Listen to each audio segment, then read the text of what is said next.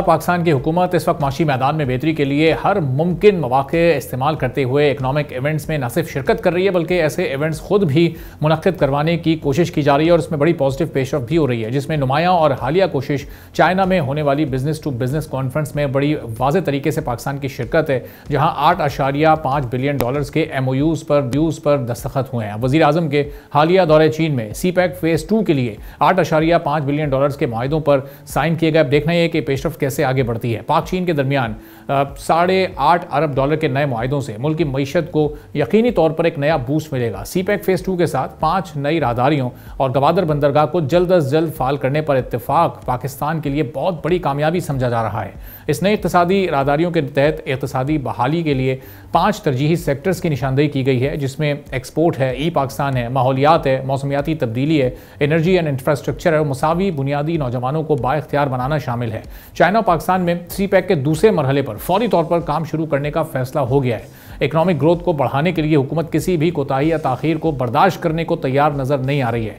वज़ीर आज़म ने तमाम वजारतों और डिवीजन्स को CPEC 2 मुआहिदों में अमल दरामद में किसी भी किस्म की कोताही या ताखीर से खबरदार करते हुए वार्निंग दे दी है कि मुआहिदों में सुस्त पेशरफ्त के जिम्मेदारों के खिलाफ फौरी तौर पर कार्रवाई की जाएगी। अब एक तरफ पाकिस्तान और चीन में ये सब कुछ होने जा रहा है, दूसरी तरफ पाकिस्तान और चाइना में इंडस्ट्रियल ग्रोथ, सोशल वेलफेयर और नेचुरल डिजास्टर से निपटने के लिए सलाहियतों को बढ़ाने के लिए लाइव स्टॉक, फिर टेक्सटाइल और इसके बाद फायर ट्रक मैन्युफैक्चरिंग के 3 MOUs पर भी दस्तखत हुए हैं। मुल्क में लाइव स्टॉक इंडस्ट्री को अपग्रेड करने के लिए पहले मुआहिदे में चाइनीज़ कंपनी लोयांग मॉडर्न बायोटेक्नोलॉजीज़ और हुकूमत सिंध के दरमियान ये मुआहिदा हुआ है। चूँकि हमने देखा कि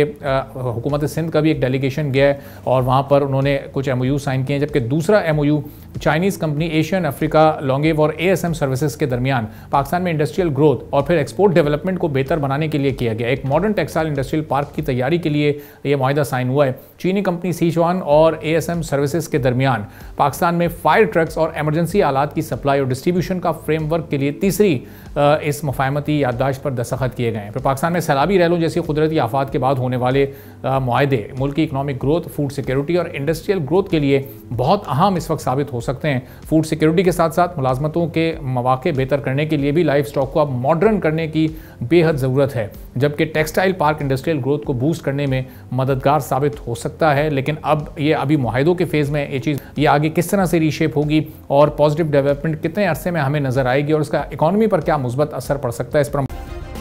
सब्सक्राइब करें और बेल दबाएं ताकि कोई खबर रह न जाए।